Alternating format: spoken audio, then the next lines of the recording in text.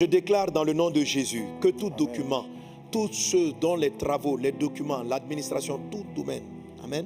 Est-ce qu'on a, vous avez des sujets de prière qui sont relatifs à tous ceux qui sont dans le domaine du travail, de l'entrepreneuriat? Amen. Voilà. Alléluia. Ça c'est. Donne-moi la boîte, amène la boîte ici. Brinda Sarabara la Kota Rababa. Shabra Yakata. Alors il y a plusieurs qui ont donné leur sujet de prière. Amen. Domaine professionnel. Alléluia. Domaine professionnel.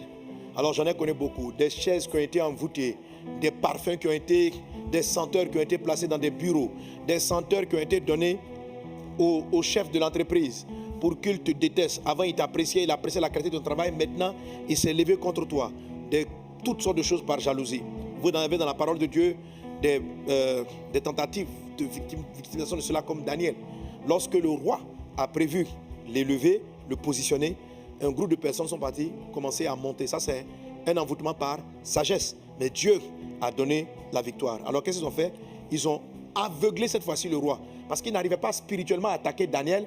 Parce que Daniel avait une vie de prière suffisamment forte. Il était sage, il avait un grand discernement. Alors, ce qu'ils ont passé, ils ont plutôt attaqué le roi. Ils l'ont attaqué, ils l'ont aveuglé. Et il a signé un décret contraire à sa volonté.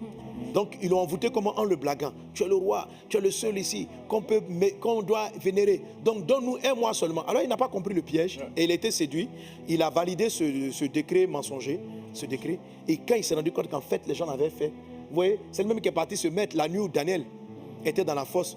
Daniel, ton Dieu t'a-t-il préservé? Donc ce n'est pas quelque chose qu'il a fait de manière volontaire. Il a été séduit. Et là, il a été envoûté par des actions de sagesse. Peut-être que mystiquement, ils ont mis aussi la sorcellerie derrière. Mais voilà. Alors, je ne sais pas quelle est la forme. Et toi qui as des défis professionnels, qui fait que ça te combat, une lourdeur au travail, qui fait que tu n'arrives plus à travailler. J'ai vu des personnes, on a mis des parfums dans leur bureau, des trucs sur les sièges. Depuis un certain moment, le gars qui était dynamique au travail, une lourdeur.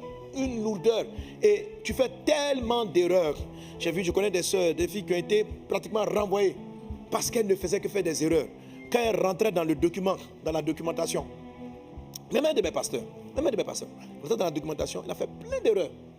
On dit, mais comment tu as laissé passer ceci? Mais ça m'arrive jamais. Et on a prié et Dieu lui a rendu justice. Et Dieu a renversé le dessein des méchants et Dieu l'en a sorti.